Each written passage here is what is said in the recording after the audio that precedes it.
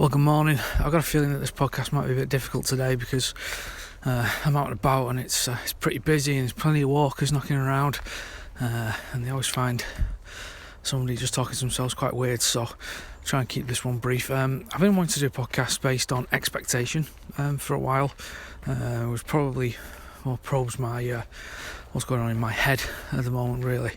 Circumstances have changed in my life and the stuff that I used to enjoy doing quite a lot, the kind of getting out walking, the bivvying,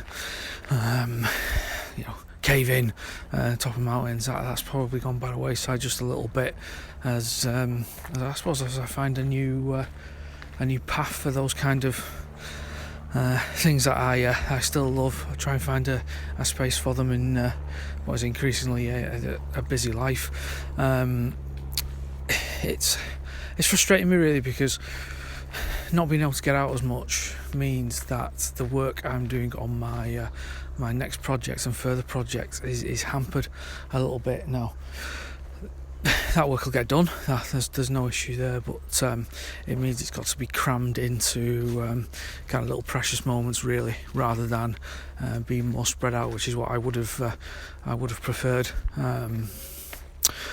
So the point I'm probably trying to make on this one is that at the moment I'm trying to look at ways of incorporating what I do outside of my day-to-day job, looking at ways of incorporating that into my kind of spare time. So one of the options I toyed with was kind of full nuclear, was setting up completely as a freelance and almost starting from scratch, and that's probably not possible in the at present anyway, in the current climate, for myself anyway, and for my family life. So kind of twofold. Something's happened. Firstly, a lady called Challenge Sophie Radcliffe, was listening to a podcast that she was on quite recently, and I kind of know Sophie's story well, a public story I suppose, and she was talking about how she basically quit the rat race to create this brand around herself, somebody to be challenged, and outdoor companies have got on board with that, and she's really, really inspirational. I advise you to go and check her out at challengesophie.com, and she's been on various podcasts which are well worth listening to.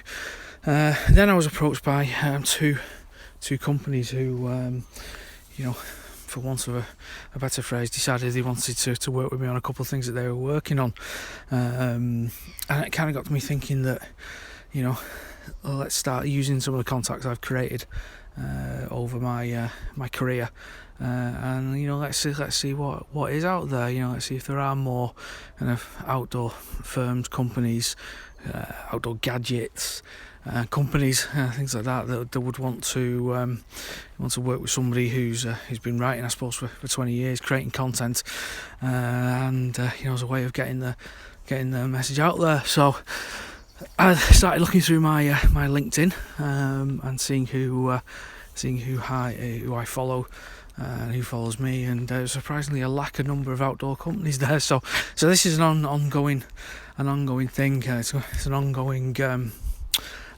something I'm working through as I readjust to changing circumstances. I know there's a couple of listeners out there who are going through something similar at the moment. Their lives have changed, and you guys know who you are, and you got my support.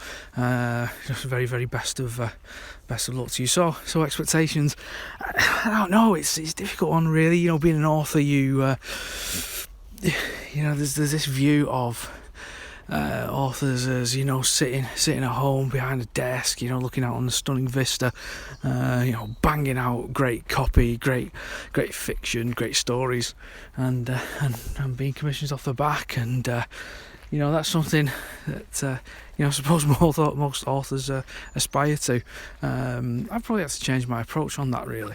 I am very, very proud of what I've written. And a couple of people I've met quite recently have basically asked me what I do, and as I've begun to explain kind of what I do outside of my day-to-day job, it's been quite cathartic for me really. It's been quite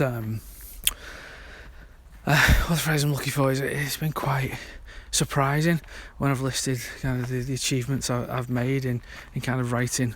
It kind of made me realise that yeah, I have been published, and yeah, I've been commissioned, and I shouldn't take it for granted.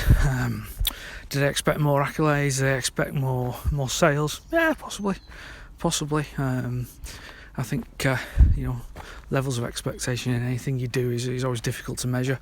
And perhaps it's just opened my eyes a little bit that I've kind of done what I set out to do. I've spoken a podcast before about always wanting to write on the Yorkshire Dales, and I've done that, and I should be happy with that. I'm probably my own worst critic, my own worst enemy, really. At times, I can be very, very, very critical of what I do, and perhaps I should step back and say, you know what, mate, that's not bad, that, mate. You've not done a bad job there. But there's always something pulling me back, and that's probably a bit of self-confidence as well, and not feeling that I'm actually good enough at what I do, if that makes sense. I'd love to hear from people who kind of have these kind of self-doubts as well, anxious moments.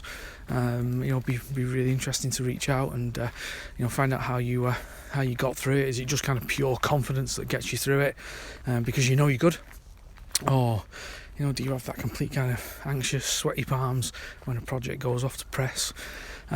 You probably know what I'm talking about if you feel that way.